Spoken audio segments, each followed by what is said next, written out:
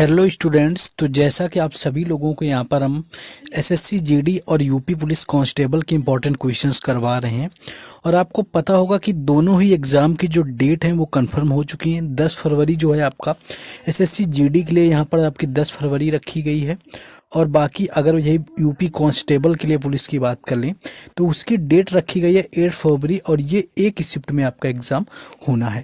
तो चलिए बिना टाइम वेस्ट किए यहाँ पर जल्दी से हम क्वेश्चन की शुरुआत करेंगे। बस आप लोगों से इतना रिक्वेस्ट रहता है कि आप लोग शेयर कर दिया करिए, जहाँ आपके दोस्त इस एग्ज़ाम की तैयारी कर रहे हो लाइक कर दिया करिए वीडियो देखते ही, और आप हो सके तो कॉमेंट भी करिए और बताइए क्या और आप क्या चाह रहे हैं।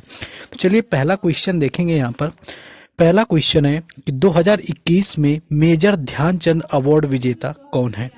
देखिए अगर बात करें मेजर ध्यानचंद अवार्ड की तो ये आपका खेलों से संबंधित जो होता है सबसे बड़ा अवार्ड होता है और इसे ही राजीव गांधी अवार्ड कहा जाता था। और राजीव गांधी का जो अवार्ड है इसी का नाम बदल करके मेजर ध्यानचंद अवार्ड रख दिया गया है। 2021 की बात करें तो हो सकता है कि आपको कई नाम दे दिए जाएं कि किसको दिया गया है, क्योंकि यह कुल 11 लोगों को दिया गया था, यानी कि 11 लोग थे जिनको मेजर ध्यानचंद अवार्ड दिया गया था। इन 11 लोगों में बात करें तो एक थे आपके नीरज चोपड़ा, जिन्होंने टोक्यो ओलंपिक 2020 के अंदर जीता हुआ था स्वर्ण पदक, और कुल 7 पदक भारत के द्वारा जीते गए थे। टोक्यो के ओलंपिक में एक आपका रहा हुआ था गोल्ड मेडल जो कि नीरज चोपड़ा ने जीता हुआ था, 2 आपके रहे हुए थे सिल्वर मेडल और 3 आपके रहे हुए थे ब्रॉन्ज मेडल। तो यहाँ पर आपके 4 ब्रॉन्ज मेडल, 3 नहीं 4 आपके रहे हुए थे। तो कुल आपके 7 पदक जो है टोक्यो ओलंपिक में जीते गए थे। 2020 में इसका आयोजन हुआ था। तो यहाँ पर अगर बात करें तो एक तो नीरज चोपड़ा को 2011 में मेजर ध्यानचंद मिला, दूसरा मिला रवि कुमार दहिया को, और रवि कुमार दहिया ने भी क्या है सिल्वर मेडल जीता हुआ था टोक्यो ओलंपिक के अंदर। और दूसरा जो सिल्वर मेडल जीतने वाली थी वो थी लवलीना बोरगोहन, यानी कि लवलीना बोरगोहन थी जिन्होंने जीता हुआ था। और बात करें लवलीना बोरगोहन की तो सॉरी आपका सिल्वर मेडल यहाँ पर मिस्टेक हो गया, लवलीना बोरगोहन नहीं। जो सिल्वर मेडल एक तो रवि कुमार दहिया ने जीता हुआ था कुश्ती के अंदर, और एक जो जीता हुआ था वो जीता हुआ था मीराबाई चानू ने वेट लिफ्टिंग के अंदर। भारत्तोलन के अंदर जीता हुआ था, 49 केजी कैटेगरी में जीता हुआ था, और पहला अवार्ड जो है ओलंपिक का भारत की तरफ से इनके द्वारा ही जीता गया था। अगला है नाम यहाँ पर लवलीना बोरगोहन का, असम से इनका संबंध है, मुक्केबाजी इनके खेल का नाम है, और इन्होंने जीता हुआ था टोक्यो ओलंपिक के अंदर ब्रॉन्ज मेडल। पीआर सिरजेश की बात करें तो ये हॉकी के गोलकीपर हैं। अवनी लेखेरा की बात करें तो इन्होंने gold medal Tokyo para Olympic के अंदर जीता हुआ था। सुमित अंतल ये पैरा एथलेटिक्स थे, इनको मिला। प्रमोद भगत को गोल्ड मेडल मिला पैरा ओलंपिक में। कृष्णा नागर इनको मिला था।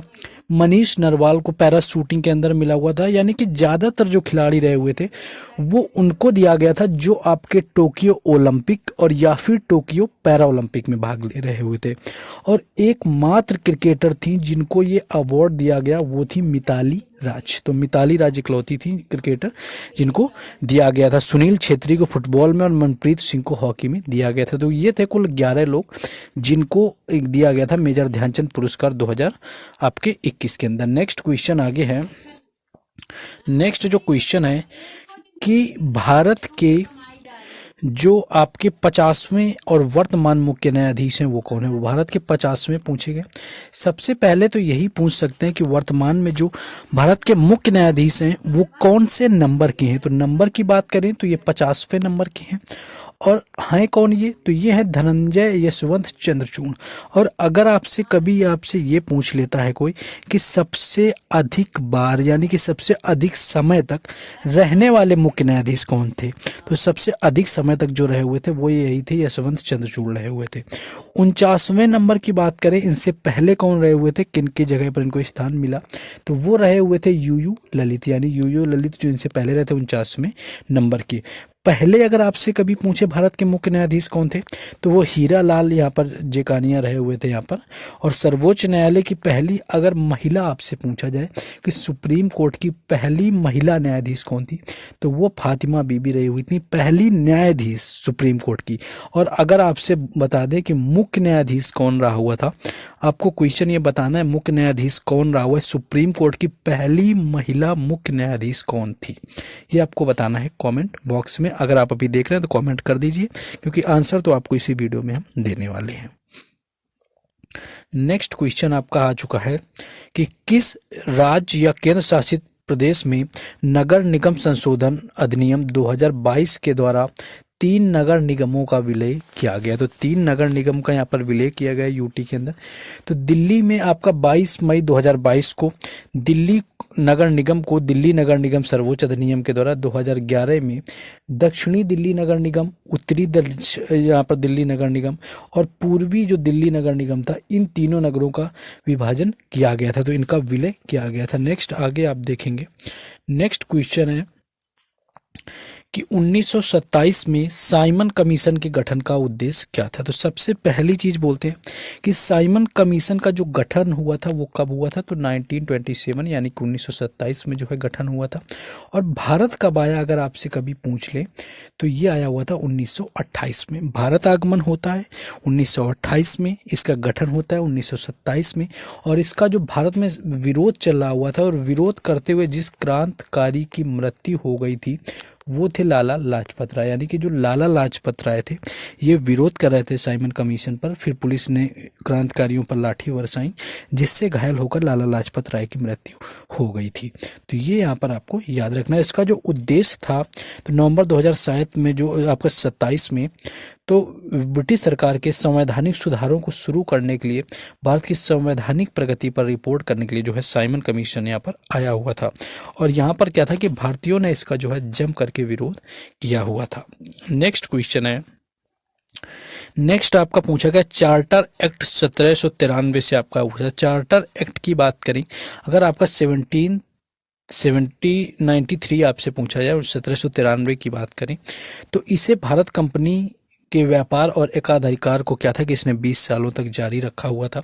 बाकी ब्रिटिश संसद के द्वारा यह पारित किया गया था, जिससे कि क्या था कि ईस्ट इंडिया कंपनी में जो आपका चार्टर अधिनियम बनाए गए थे 1773 में, जो कि रेगुलेटिंग एक्ट आपका कहलाता है, इसमें संशोधन किया गया था और ईस्ट इंडिया कंपनी को आगामी 20 वर्षों तक जो है विदेशों में व्यापार करने की छूट मिली हुई थी।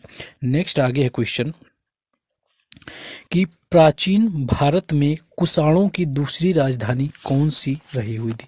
देखिए कुषाणों की राजधानी की बात करें, कुषाणों से संबंधित बात करें, कुषाणों के जो वंश थे पूरा इसकी स्थापना किसने की, तो वो थे कुजल कटफेसिस। अगर आपसे इसके पूछे जाए किसने स्थापना करी कुषाण वंश की तो वो थे कुजुल कटफेसिस। और इसके सबसे जो शक्तिशाली राजा हुआ वो हुआ था कनिष्क।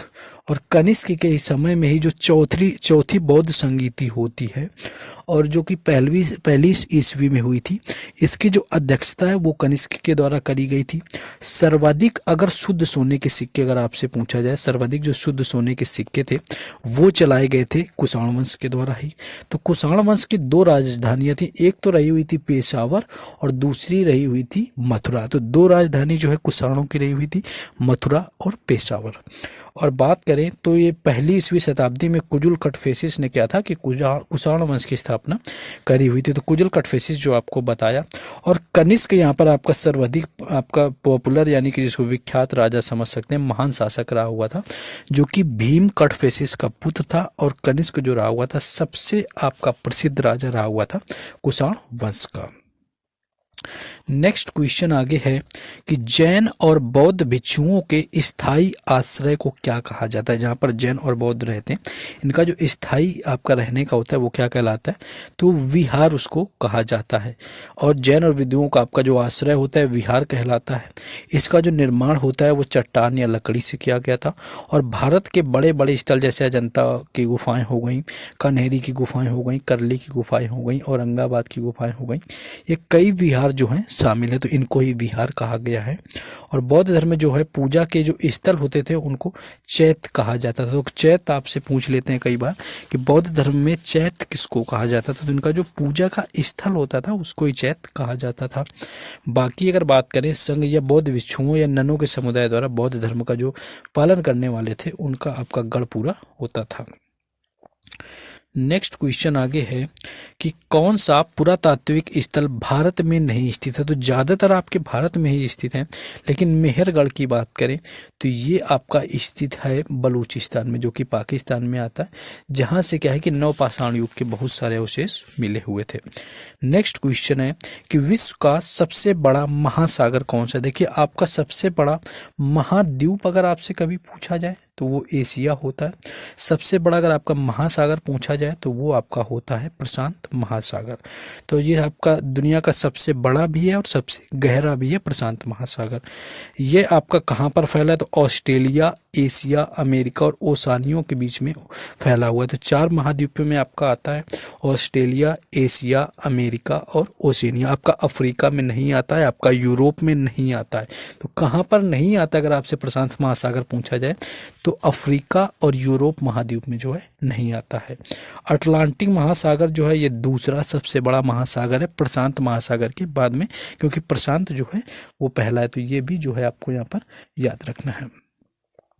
नेक्स्ट क्वेश्चन है आपका कि मोर्मुगोवा जो है आपका, मोर्मुगोवा बंदरगाह किस राज्य में। देखिए, मोर्मुगोवा बंदरगाह की बात करें तो इसमें आपके मर्मगांव में आपका देखिए गोवा लगा हुआ मिल रहा है, तो गोवा ही इसका राइट आंसर हो जाएगा। यानी कि जो मर्मगोवा है ये गोवा में स्थित है और ये भारत के पश्चिमी तट पर स्थित गोवा राज्य में, यह एक प्रकार का जो है खुला और प्राकृतिक बंदरगाह यहाँ पर रहा हुआ है। नेक्स्ट है क्षेत्रफल की दृष्टि से भारत का विश्व में कौन सा स्थान है। देखिए, क्षेत्रफल की दृष्टि से आपका पूछा गया है, आपका क्षेत्रफल की दृष्टि से जो है इसका 7वां स्थान है, क्योंकि जो पहला स्थान है वो आता है क्षेत्रफल में रूस का। जनसंख्या के मामले में जो है पहले आपका चीन था, अगर आपकी पूछें सबसे अधिक जनसंख्या किसके, दूसरा आपका था भारत। लेकिन वर्तमान में क्या है कि भारत जो है वो चीन से भी आगे निकल चुका है जनसंख्या के मामले में। नेक्स्ट आगे क्वेश्चन देखेंगे। नेक्स्ट है भारत ने किस देश के साथ समुद्री सीमा साझा करता है। देखिए, समुद्री सीमा जो है आपकी एक तो होती है थल सीमा और दूसरी होती है आपकी जल सीमा, जो कि दूसरे देशों के साथ में भारत साझा करता है। यहाँ पर आपकी थल सीमा ना मत पूछ के यहाँ पर आपकी जल सीमा पूछेगी, यानी समुद्री सीमा आपसे पूछ ले किस देश के साथ लगती है। तो आपके दक्षिण पूर्व में जो है आपकी श्रीलंका आता है, जो कि एक जल सीमा साझा करता है, और दक्षिण पश्चिम में आपका आता है मालदीव। तो 7 देशों के साथ में तो आपका होता है भूमि साझा, यानी कि थल सीमा जो होता है भारत वो 7 देशों के साथ में साझा करता है और 2 देशों के साथ में जल सीमा साझा करता है, यानी कि कुल जो 9 देश हैं इनके साथ में भारत अपनी बाउंड्री यानी कि सीमा का साझा करता है। तो जो भूमि से लगने वाले देश हैं उसमें आपका चीन भी आता है, भूटान है, नेपाल है, पाकिस्तान है, बांग्लादेश है, अफगानिस्तान है और म्यांमार है। इनके साथ में आपकी भूमि साझा करता है। समुद्री सीमा की बात करें तो आपका साझा करता है श्रीलंका और मालदीव के साथ में। बांग्लादेश और पाकिस्तान जो होता है ये दोनों भूमि के साथ साथ जो है समुद्री सीमाएं भी इनके साथ लगती हैं। पाकिस्तान हो गया आपका, बांग्लादेश, इनमें आपकी समुद्री सीमा भी लगती है और इसके साथ साथ जल आपकी थल सीमा भी लगती है। बाकी अगर श्रीलंका राम सेतु के माध्यम की बात करें तो केवल एक समुद्री सीमा आपका साझा करता है। नेक्स्ट जो क्वेश्चन यहाँ पर आपका सामने आ चुका है, देखिए हर अपडेट आपको देखिए जब वीडियो आता है उसका जो लिंक वगैरह होता है, बाकी सारी जो अपडेट होती है हम आपको टेलीग्राम चैनल और व्हाट्सएप ग्रुप पर देते हैं, जिनका जो लिंक है आपको डिस्क्रिप्शन में दिया गया है। तो वहाँ से जाकर के आप लोगों को जुड़ जाना है, क्योंकि सारी अपडेट वहाँ पर रिजल्ट कब आया, कौन सी वैकेंसी, आपको हम शेयर करके इन्फॉर्म करते रहते हैं। तो वहाँ से भी जुड़ जाना है और बाकी अपनी रिस्पॉन्सिबिलिटी पूरा करते रहिए, शेयर किया करिए, लाइक करिए, सब्सक्राइब करिए। चलिए क्वेश्चन में आएंगे। क्वेश्चन है भारत में जनगणना विस्फोट की अवधि के रूप में किसे जाना जाता है। देखिए ये कई बार क्वेश्चन पूछा गया, रिपीटेड क्वेश्चन एसएससी का। आपका जनगणना विस्फोट पूछा गया किस अवधि को कहा जाता है, तो 1951 से लेकर के जो 81 तक होता है ये जनसंख्या विस्फोट इसको कहा जाता है। तो जनसंख्या विस्फोट आपके 1951 से लेकर के 81 तक रहा हुआ था। और जो 1901 से लेकर के अगर आपसे पूछा जाए कि 1921 तक क्या था, तो अवधि भारत की जनसंख्या के विकास दर की स्थिर चरण को अवधि के रूप में जाना जाता है। यानी कि 1901 से लेकर के 21 तक है जो जनसंख्या भारत की स्थिर रही हुई थी।